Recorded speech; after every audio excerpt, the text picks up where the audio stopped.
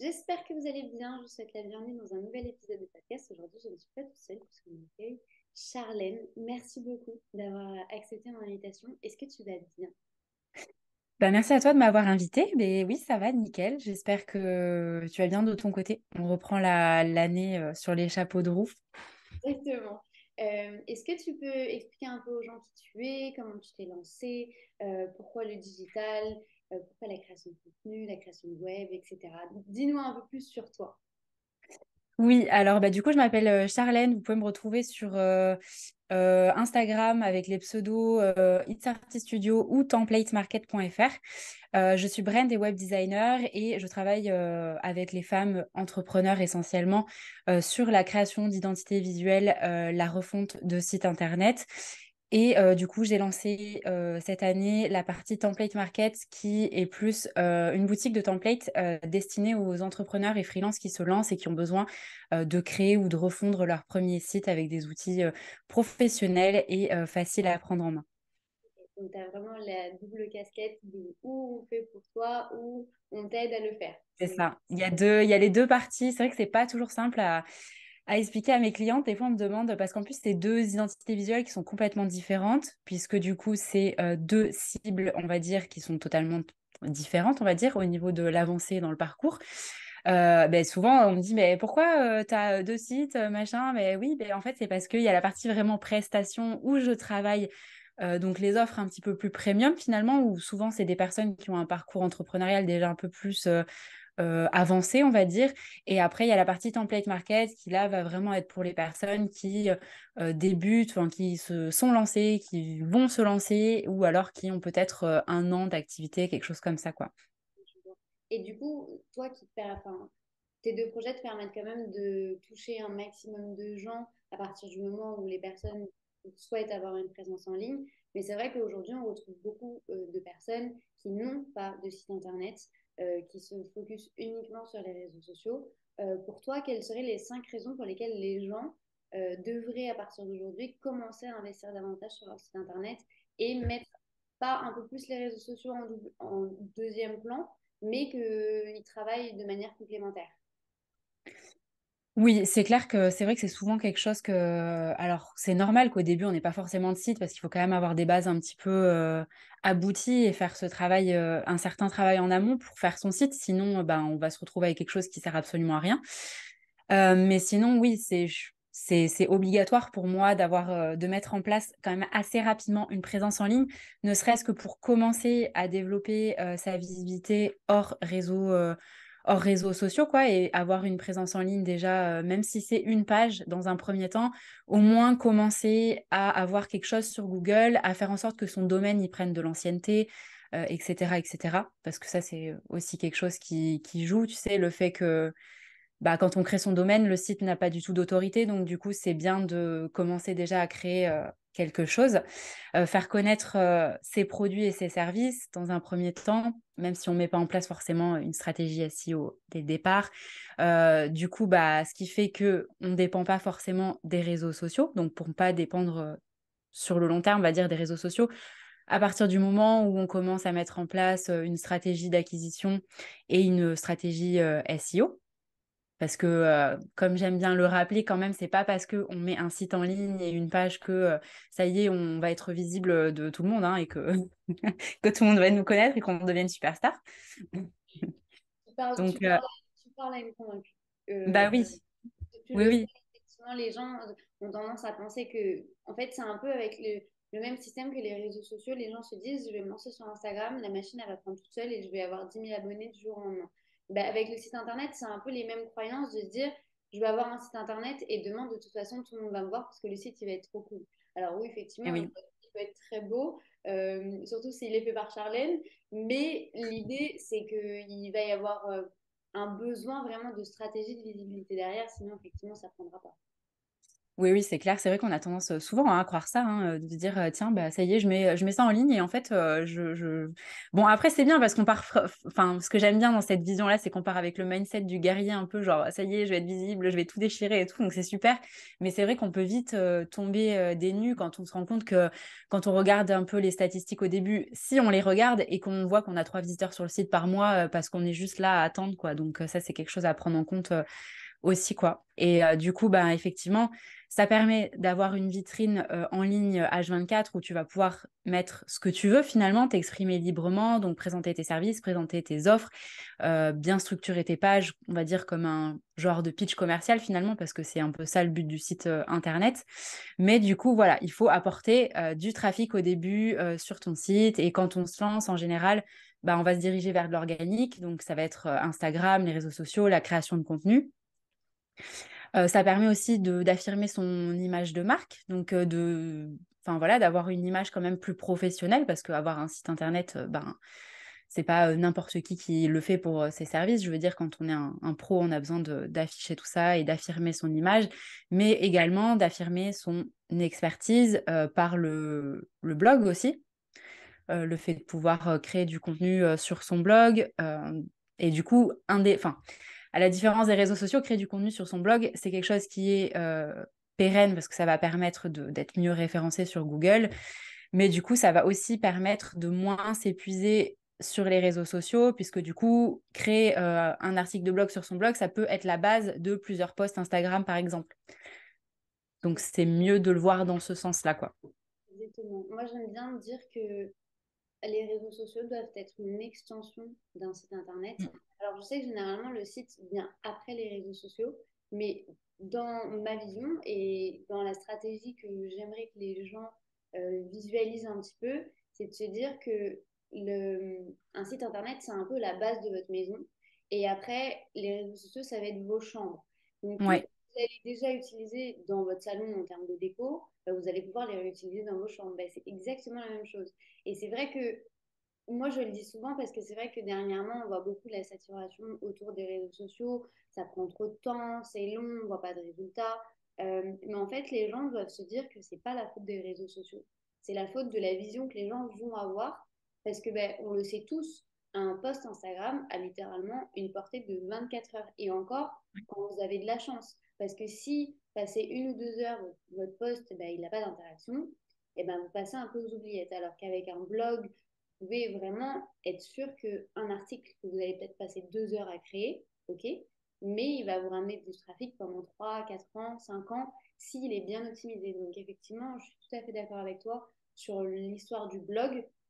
Toi qui as pu accompagner différents projets, etc., et différents entrepreneurs également, je rebondis justement sur le fait qu'on parle des réseaux sociaux. Est-ce que pour toi aujourd'hui, en 2023, c'est possible de se limiter aux réseaux sociaux? Est-ce que ce serait une stratégie que toi, tu recommanderais? Est-ce que toi, c'est une stratégie que tu avais eue dès le départ? De dire, bah, je vais d'abord me lancer sur les réseaux et après, je vais créer moi mon site en amont parce que je sais que généralement, le coordonné est un petit peu le plus mal chaussé et on est toujours un peu à la bourre par rapport à nos projets clients. Toi, quelle est ta vision par rapport à ça? Euh, ben, j'aime bien, du coup, pour revenir à ça, l'allusion avec les chambres et tout. En fait, moi, ce que je dis souvent, c'est que juste pour revenir par rapport à ça, que le site, c'est le pilier central, en fait, de la stratégie. En fait, on met le site au milieu et après, il y a plein de petites branches et il y a tous les éléments qu'on y relie, quoi. Bref, du coup, pour la stratégie, enfin, si c'est une stratégie que je recommande, non, pas du tout. Après, évidemment, on peut au début commencer comme ça. Si moi j'ai commencé comme ça, absolument pas, parce que c'est quand même mon travail. Donc pour moi, c'était vraiment, surtout quand je me suis lancée, même si j'avais du travail à montrer de mon portfolio, de quand j'étais en agence, etc. C'était pas vraiment mes créations, mes clients, etc. Des avis, pour moi, c'était des avis sur l'agence, etc. Donc j'avais vraiment besoin de montrer ce que je pouvais faire quoi, dans mon milieu et notamment apporter visuellement plutôt à une cible féminine, on va dire. Du coup, c'est pas quelque chose que j'ai fait pour moi. Je me suis lancée directement avec le site. Par contre, est-ce que mon site a été refondu 3 fois en 2 ans? Oui. Donc ça, c'est tout à fait normal. Au début, ben, on sait pas trop, on tâtonne et tout. Donc effectivement, ça bouge beaucoup. Bon, moi, c'est mon métier, donc j'ai pu me permettre financièrement de changer de site 3 fois, on va dire, mais sinon, si on le fait faire, c'est pas forcément à la portée de toutes les bourses. Donc effectivement, dans un premier temps, c'est normal qu'on se lance comme ça, juste sur les réseaux sociaux. Mais par contre, vraiment, ce que je conseillerais, ouais, c'est d'avoir à minima, de réserver son nom de domaine, de se faire au moins une page. Ne serait-ce que voilà un site one page tout simple, ou alors de vraiment, si on est aux prémices, d'utiliser, commencer déjà à mettre en place un freebie, d'utiliser des outils gratuits sans site, comme on peut faire des landing pages avec MailerLite, par exemple, l'outil d'email marketing. Donc, ne serait-ce que ça, même si on n'a pas de site, pour moi, je mettrais le focus d'office sur, d'ailleurs, c'est ce que j'avais fait quand je me suis lancée, c'était création du freebie déjà et commencer à développer ma mailing list. Ok. Et si du coup, tu parlais de refondre un site internet, c'est normal et c'est naturel. Nous aussi, on est un peu ensemble dans ça parce que du coup, moi, je change vraiment mes sites tous les 2 à 3 fois. Et c'est OK. Et du coup, quand une personne se dit, OK, moi, j'ai un site internet aujourd'hui, il ne fonctionne pas forcément, ou je l'aime pas, ou il n'a pas les objectifs, enfin, il n'atteint pas les objectifs que j'aimerais qu'il atteigne. Quels sont selon toi les critères pour avoir un bon site internet qu'une personne souhaite en créer un de zéro qui n'en est pas du tout, ou pour une personne qui vraiment en a déjà un et souhaite le faire évoluer? Est-ce que tu as des éléments qu'il faut absolument prendre en compte, vraiment la base et le socle de tout, pour au moins garantir d'avoir un bon site? Ouais, bah ça c'est clair qu'il y a vraiment des éléments à prendre en compte. C'est sûr que c'est encore une fois, c'est encore quelque chose sur lesquels on se penche pas trop vraiment. Enfin, quand on se lance, déjà on pense, on est focus sur l'aspect technique. On se dit ah mais comment je vais pouvoir faire pour créer mon site, etc. Et en fait, on pense pas du tout à la partie cachée de l'iceberg et on se dit tiens je vais faire un site, bah je vais aller voir comment ils font mes concurrents, je vais faire pareil qu'eux et donc bah s'il n'y a pas forcément de mesure d'efficacité derrière, donc on ne sait pas du tout l'impact que ça a. Du coup, bah, on reprend un petit peu ce qu'on voit, ce qu'on pense qui se fait. Mais derrière, il n'y a pas toute la réflexion nécessaire. Parce que bah, avoir le site classique avec les 5 pages et genre écrit bonjour, je suis nanana, je fais nanana, c'est un petit peu l'erreur classique au début et du coup, ça n'a pas du tout d'impact derrière. Donc déjà, vraiment, les bases qui sont les plus importantes, ça va être les fondations marketing, donc le positionnement, le client idéal, les offres, on y revient encore et toujours, c'est quelque chose, je pense, qui tout le monde bassine, tout le monde avec ça, mais c'est parce que c'est vrai. Donc voilà. Après, il va y avoir l'identité visuelle de l'entreprise. Donc là encore, avoir déjà les bases de son identité visuelle, je dirais la palette de couleurs, ne pas passer des heures, des jours, des mois sur un logo. Le logo, ce n'est absolument pas nécessaire pour se lancer. C'est pas ça qui va permettre d'avoir des clients. Donc, ce que je conseille en général quand on se lance, c'est vraiment de faire quelque chose de simple, less is more, enfin, comme on dit, minimaliste, ne pas passer des jours là-dessus, se faire un simple logo typographique sympa enfin voilà, il faut pas chercher non plus midi à 14 heures au début, mais par contre avoir un petit peu plus de réflexion sur son univers en termes de couleurs, parce que ça va être quand même très important sur le site au niveau du design. Et ben, du coup, qui est hyper important aussi, là, c'est pas vraiment ma partie, mais du coup, je conseille en général sur ça, ça va être le contenu rédactionnel. En fait, c'est ni plus ni moins que le pitch commercial que ce que toi, tu vas faire à l'oral, mais il faut le faire sur ton site. Et c'est d'autant plus difficile quand on n'est pas forcément copywriter ou rédacteur, mais pourtant, c'est hyper important. La structure d'une page sur un site, ça va vraiment de... C'est un peu comme un tunnel de vente ou comme un discours, quoi. Ça doit aller de... Enfin, ça doit être hyper convaincant et impactant. Donc il faut certains éléments pour ça et certaines tournures et dire certaines choses et pas être dans comment dire, dans le démonstratif, en fait. Dans, voilà, je fais ci, ça, je peux vous proposer mes services en ci, ça, vous pouvez me retrouver à telle adresse. Voilà. Là, c'était pas bien. Là, j'ai friconné. Voilà, c'est ça. Et du coup, aussi également, mais ça, il y a le parcours client et l'expérience utilisateur. Donc, rester simple là-dedans aussi, dans la structure, l'arborescence du site, la structure de ses pages. Ça, je sais que c'est quelque chose qui revient souvent aussi de la part des membres de Template Market en général. Quand une personne investit dans un template, c'est qu'elle ne s'est pas vraiment un peu perdue face à tout ça, ne serait-ce que comment structurer sa page, dans quel ordre mettre les sections. Ça, c'est quelque chose on me dit souvent. Est-ce qu'il y a un ordre en particulier? Enfin, voilà.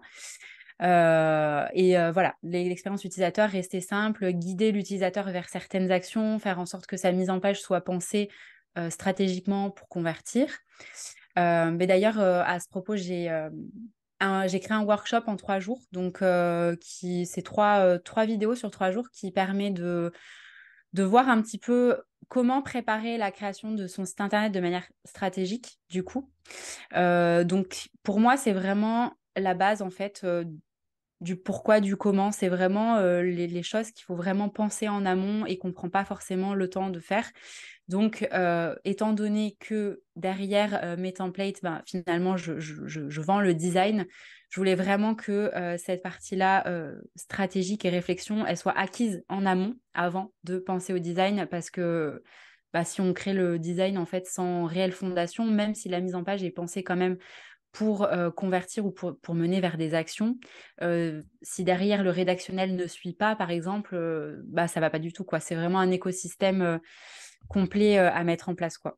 De toute façon, je mettrai le lien juste en dessous de cet épisode, comme ça, si ça vous intéresse, vous pouvez aller voir les cours et comprendre un peu comment ça fonctionne, mais pas au-delà du design, mais vraiment de manière stratégique. Tu parlais justement que les gens te posent souvent la question par rapport aux sections, etc. Je pense que l'une des questions les plus posées du moins, c'est de savoir un peu quelle page avoir, parce que je sais que les gens généralement vont un peu piocher à droite à gauche, voir ce que les gens font et disent ah ok il y a ça, je vais le mettre également dans mon site sans réellement avoir de stratégie. Je le vois notamment quand je demande aux gens pourquoi vous avez un blog, pourquoi vous alimentez votre site internet. Généralement les gens ne savent pas trop. Toi, est-ce que tu as des pages que tu recommandes absolument tout le temps? On parlait du coup des sites one page où il n'y a qu'une seule page et du coup ça permet de gagner un peu en ancienneté sur YouTube, sur Google. Mais est-ce que tu as un socle minimum où tu dis il faut 3 pages ou 5 pages et lesquelles? Ouais, mais pour l'utilité des pages, etc., c'est vrai que c'est rigolo. Enfin, pareil, parce que là, j'ai une cliente à moi, du coup, qui est coach SEO et qui va. Je lui ai demandé de me faire une masterclass pour les membres, du coup, de la formation. Et je lui disais vraiment, je voulais qu'elle insiste sur cet aspect stratégique du blog. Donc, du coup, la masterclass, ça va être comment trouver des clients grâce au blog, parce que c'est vrai que de suite, en fait, les personnes, souvent, j'ai ce truc, on me dit, mais non, mais moi, j'ai pas envie d'avoir un blog parce que j'ai pas envie de raconter ma vie. Je dis, mais attends, mais tu racontes pas ta vie. En fait, le but, c'est d'écrire pour que justement les personnes trouvent cet article pour avoir envie de travailler avec toi. Donc, il y a vraiment cette vision stratégique du blog, en fait, qu'on n'a pas. C'est pas, on s'amuse pas à créer du contenu et à faire des pages et à faire des sites et à mettre en place des stratégies pour que ça fasse joli, en fait. Exactement, exactement. Au-delà d'alimenter le référencement naturel parce que Oui, c'est l'objectif, il y a également un objectif stratégique d'avoir le oui, bon discours, de donner les bons arguments, d'avoir les bonnes thématiques. Parce qu'effectivement, si vous avez un site internet, je ne sais pas, je vais dire une bêtise, mais un e-commerce de bougies par exemple, et que vous allez vous raconter vos vacances en Australie, ça n'a aucun sens. Enfin, il oui. faut quand même qu'il y ait une stratégie derrière. Et je trouve que l'idée du blog est géniale parce que en fait, les gens se disent de toute façon, il faut que j'ai un blog parce que tout le monde en a un. Mais déjà, le blog, il n'est pas obligé de s'appeler blog.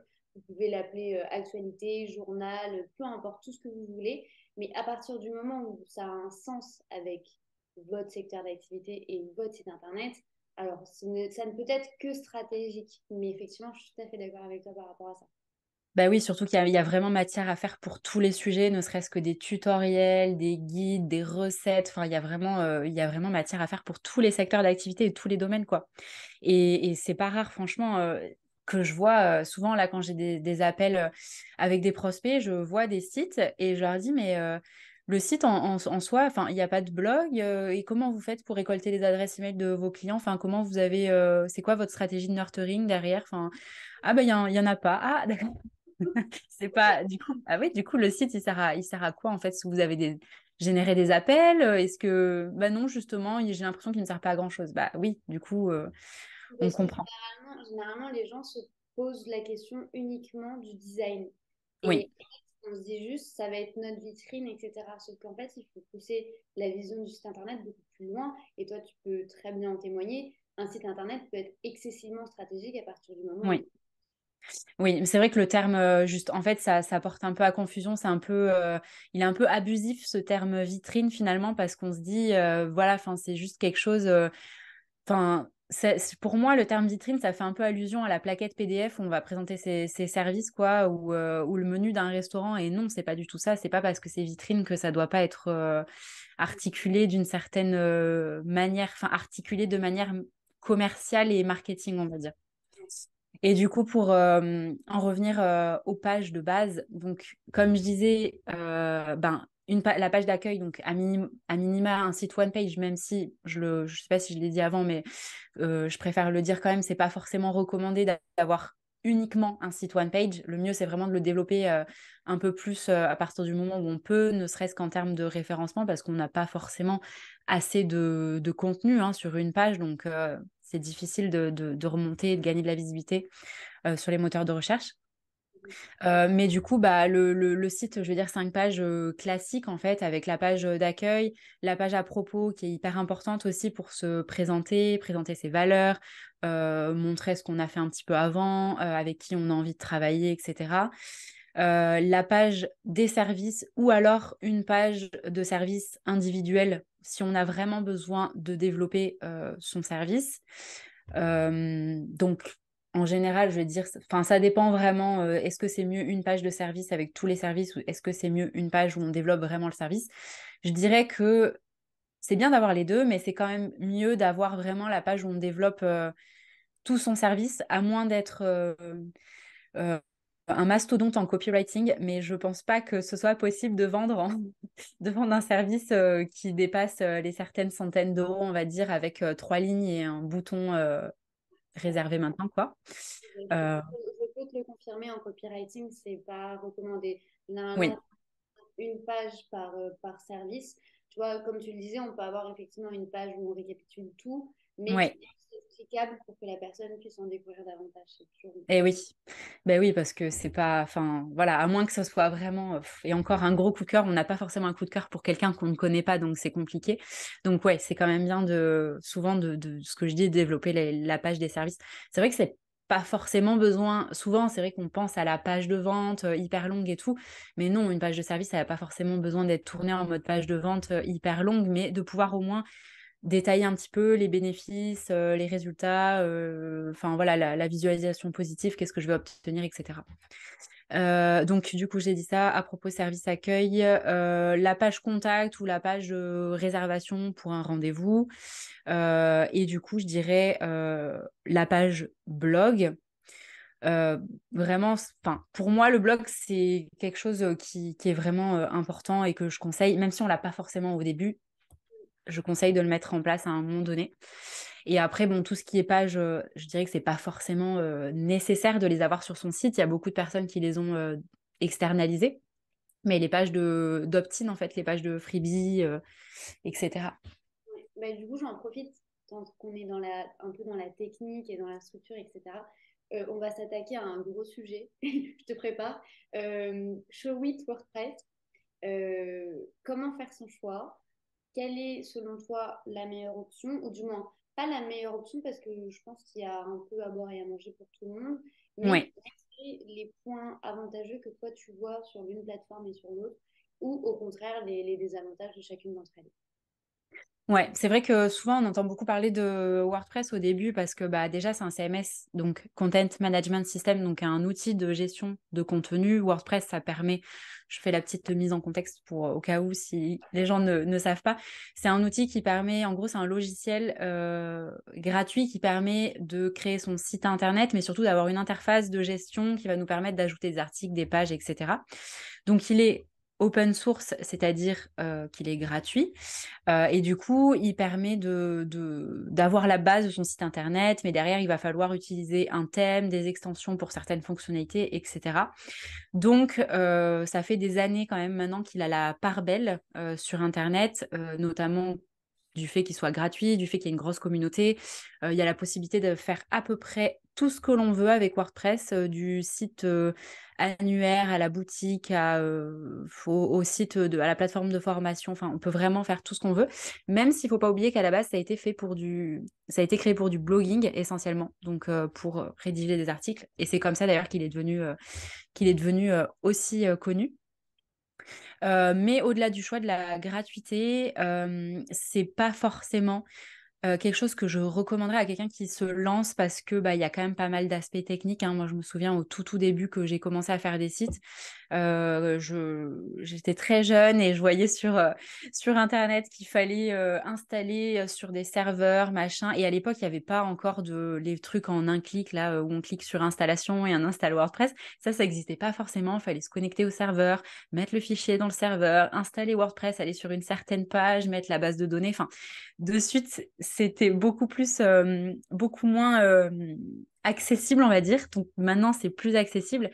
Mais après des années, on va dire, d'utilisation, le retour d'expérience que je vois souvent des personnes que j'ai en appel pour des refontes ou quoi, ça revient tout le temps, même si pour moi, c'est quelque chose qui me paraît quand même assez simple. On me dit c'est trop technique. Là, par exemple, je voulais changer la couleur de telle chose, j'y arrive pas.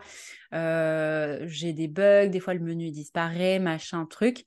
Donc l'avantage avec Showit, c'est que on paye une plateforme à abonnement, mais par contre derrière, on n'a ni maintenance mensuelle à faire, parce que sur WordPress, il faut vraiment faire toutes les mises à jour de thèmes, les mises à jour de plugins, les mises à jour de versions de WordPress, les mises à jour PHP. Enfin, voilà, il faut vraiment il faut l'entretenir, sinon il va dépérir et risque de piratage, faille de sécurité, etc. Donc sur Showit, au moins, on paye un abonnement, mais on a vraiment cette tranquillité d'esprit de ne pas avoir du tout de mise à jour, ni de maintenance, ni de sauvegarde, pas de problème de sécurité, parce que tout ça, c'est vraiment géré par l'équipe de Showit, justement. C'est vraiment gérer, on va dire, la plateforme en interne. C'est un peu toujours, on en revient au même truc, hein, le gratuit versus le payant. Le gratuit, bah, il va falloir se débrouiller tout seul. Et le payant, bah, on a un certain support derrière. Et notamment aussi du fait que Showit, c'est déjà, bah, ils proposent déjà nativement leur constructeur de thèmes. Donc, c'est vraiment un outil qu'on appelle drag and drop qui permet de. En fait, c'est vraiment comme si on créait une maquette de site internet sur Canva. C'est vraiment un outil qui. Enfin, moi, c'est le plus simple que j'ai jamais vu, quoi. Clairement, il n'y a même pas besoin de comprendre ou de passer, enfin d'expliquer mille et une choses, quoi. C'est à partir du moment où on arrive sur l'interface, on veut bouger les aimants, ben on prend sa souris, on clique dessus et on bouge les éléments, quoi. Pour être sur Donc WordPress, je peux vous confirmer que c'est pas comme ça que ça se passe. Sur WordPress, tu m'as presque convaincu de passer à Showit. Attention. Alors que ça fait des années que je suis sur WordPress, tu m'as presque convaincu. Et je pense que c'est aujourd'hui, en fait, les plateformes ont tellement évolué que ben, je pense que tu pourras le témoigner aussi. À l'époque, en fait, c'est vrai qu'on n'avait pas beaucoup d'options. Il n'y avait que WordPress un peu qui prenait vraiment toute la place du marché et on n'avait pas oui, beaucoup d'alternatives. Euh, oui, et ils ont essayé petit à petit avec Elementor Pro, etc.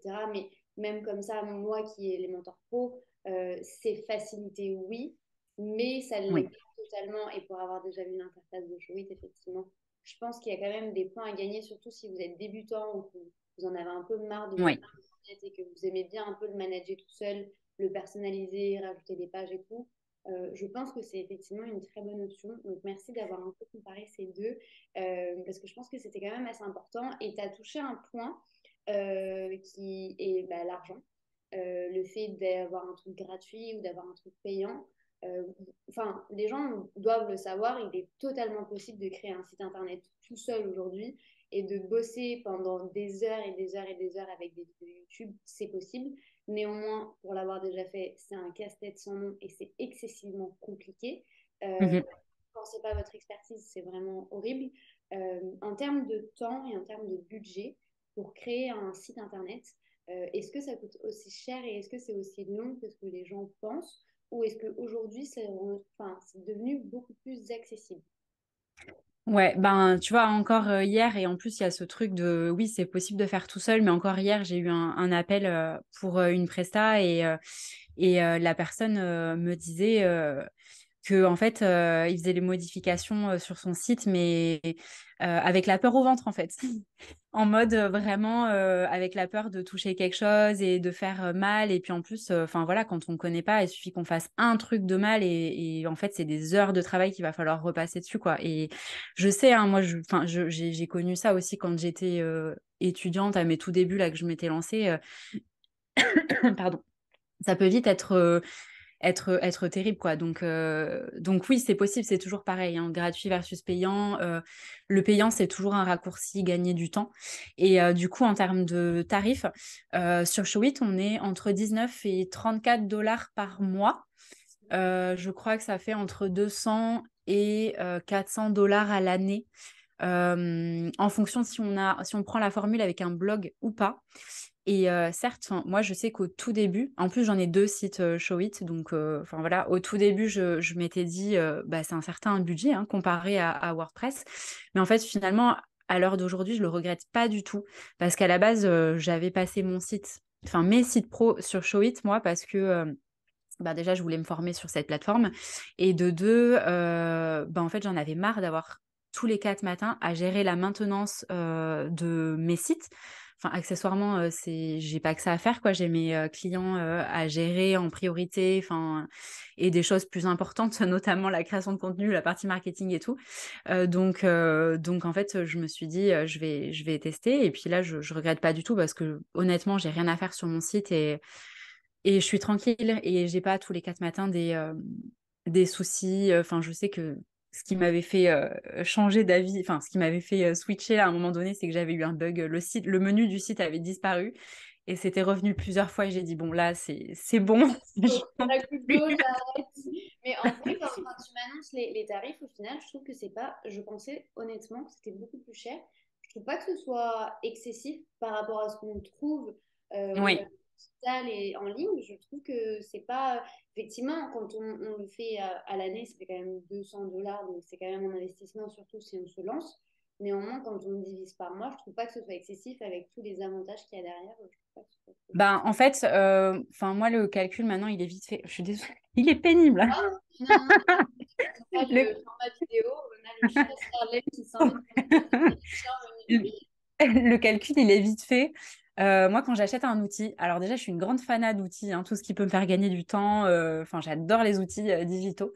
Et en fait, le calcul, il est vite fait. C'est combien je facture à l'heure, combien je facture à la journée, combien est-ce que le fait de payer ça, finalement, ça va me coûter en termes de journée et combien de temps ça va me rapporter. Et généralement, on se rend vite compte que par rapport au tarif jour qu'on facture, ben finalement c'est pas grand-chose en fait et ça permet quand même de gagner je sais pas je pourrais pas dire combien d'heures etc. Mais mettons par exemple si je fais une heure de maintenance minimum par mois sur mon site, ça fait quand même 12 heures par an. Du coup 12 heures ça fait deux fois ça fait presque 2 jours 2 jours de travail par an. 2 jours de travail par an, combien tu vas pouvoir le facturer à tes clients si tu les gagnes? Et on a aussi la question des plugins sur WordPress. C'est vrai que je ne l'ai pas dit, mais souvent, bah, quand on veut rajouter des fonctionnalités, alors moi, je travaille avec Divi sur WordPress comme éditeur, mais du coup, quand on va rajouter des fonctionnalités comme, je ne sais pas, créer un certain type de carrousel pour les témoignages ou alors, enfin voilà, rajouter certaines fonctions, bah, va falloir payer des plugins. C'est souvent bah, il y a des versions gratuites, mais bon, les versions payantes sont quand même toujours mieux, heureusement. Donc, du coup, bah, en fait, la note peut vite grimper aussi. Un plugin à, je sais pas, 90 dollars par an, un plugin à 57 dollars par an, machin. Bah, en fait, ça fait plein de plugins annuels à payer. Donc, le gratuit peut vite se transformer finalement en outil un peu qui a un certain coût aussi. Donc voilà. Alors que sur Showit, vraiment, ça n'existe pas, les plugins. On a vraiment on peut vraiment tout faire nativement. Je sais pas comment expliquer, mais en gros, il y a des click action, des choses qui permettent qui permettent de faire tout ce qu'on veut, de faire apparaître une section, de faire apparaître une pop-up sans avoir besoin de plugin, quoi que ce soit. Mais par contre, c'est vrai que je ne l'ai pas mentionné et souvent c'est un petit peu mal compris. Sur Showit, on a une partie WordPress aussi. Donc, comme je le disais, on peut avoir le choix d'avoir un blog ou non. Et la partie blog, du coup, c'est un blog WordPress. Donc, du coup, c'est uniquement pour ajouter les articles, puisque tout ce qui est design des pages et tout va se faire sur Showit. Mais du coup, on a quand même vraiment l'accès à un blog WordPress et on peut bénéficier en fait de la puissance de WordPress en termes de référencement et de l'ergonomie en fait pour ajouter les articles, etc. pour gérer uniquement la partie blog. C'était ma prochaine question du coup par rapport au SEO, vu Ah comment oui. ça marche sur Showit, mais du coup tu as répondu naturellement, on était connectés. Du coup, en termes de budget, imaginons demain une personne veut faire appel à toi. Je sais que généralement c'est très personnalisé parce que ça va dépendre bien entendu des envies de chacun, mais quelle serait la tranche de prix pour un service complètement fait de A à Z par toi? Et l'achat d'un template. Euh, Ouais. je sais que tu vois, un template il peut être mis en place en 2 3 jours et encore, alors que quand ça va être toi qui vas travailler dessus, ça va peut-être prendre plus de temps, mais ça sera plus poussé. Est-ce que tu peux m'en Ouais. dire plus par rapport à ça? Ouais, alors sur la partie prestation, j'ai deux offres en fait.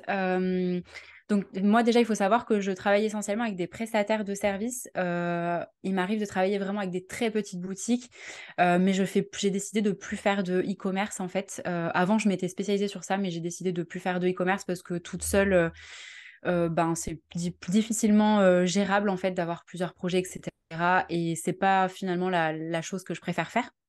Donc, du coup, en prestation, j'ai deux offres. J'ai l'offre classique du site internet, 5 pages, on va dire, que ce soit sur Showit ou sur WordPress, qui est sur mesure et qui commence à partir de 2 500 € hors taxe ou 3 000 € TTC. Et après, j'ai Donc, ça, c'est vraiment quand ben, on a envie déjà de professionnaliser un petit peu plus sa présence en ligne et de level up son image un petit peu.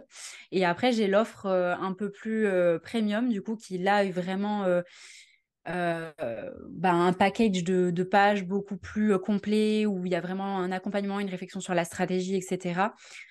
Sur ce qu'on va mettre en place pour vraiment décupler ses résultats sur Internet par rapport à son site web, donc pour vraiment en faire un outil au sein de sa stratégie. Donc là, il n'y a pas forcément, enfin, il y a un certain nombre de pages, mais ça va vraiment plus être au-delà, enfin, dans les 15 pages, quelque chose comme ça, avec vraiment les pages d'opt-in, les pages de remerciements, la construction un petit peu de ce tunnel de vente autour du site Internet. Et donc là, on est plus sur un tarif aux alentours de 5 000 € hors taxe, 6 000 € TTC. Et après, avec tout ce qui est template, du coup, donc le do-it-yourself, un petit peu avec Template Market, les templates sont à partir de 597 € TTC, il me semble.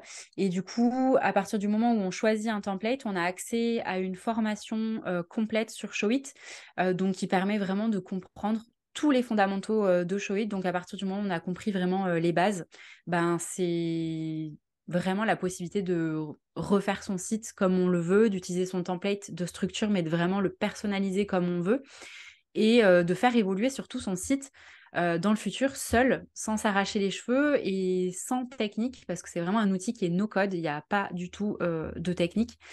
Et du coup, bah, ça permet, à partir du moment où on a acquéri ça, c'est plus que l'achat d'un template, finalement, c'est l'achat de l'autonomie.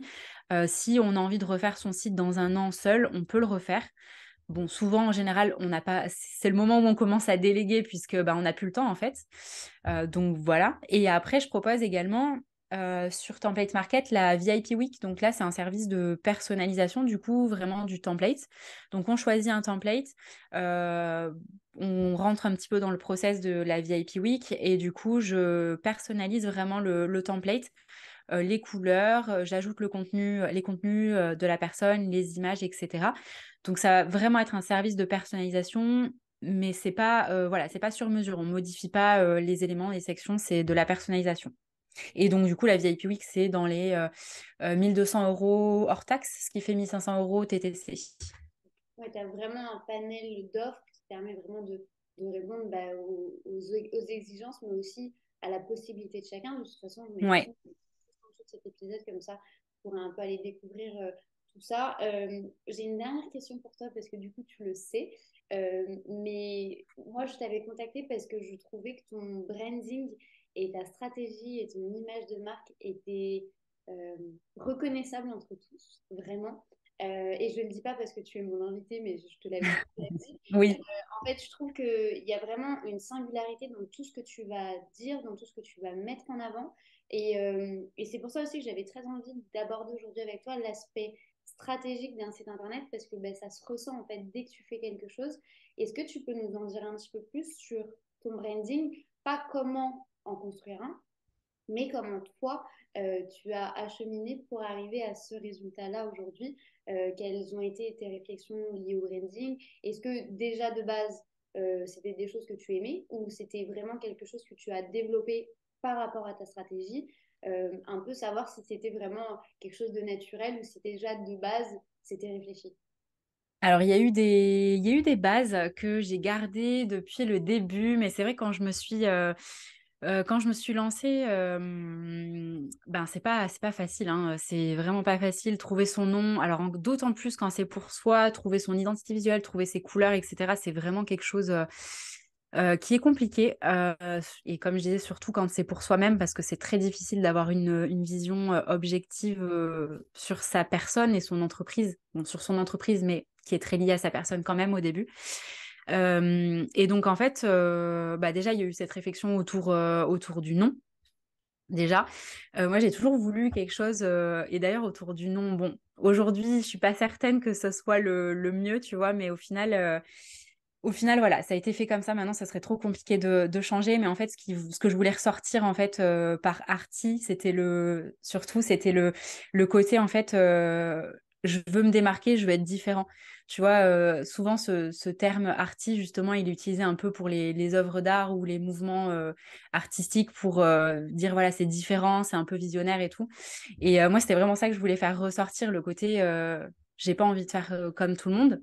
Et au niveau des couleurs, alors au début, je suis un peu passée par les couleurs pastel, beaux, que beaucoup utilisent par peur, justement, tu vois, c'est contradictoire de sortir trop du moule.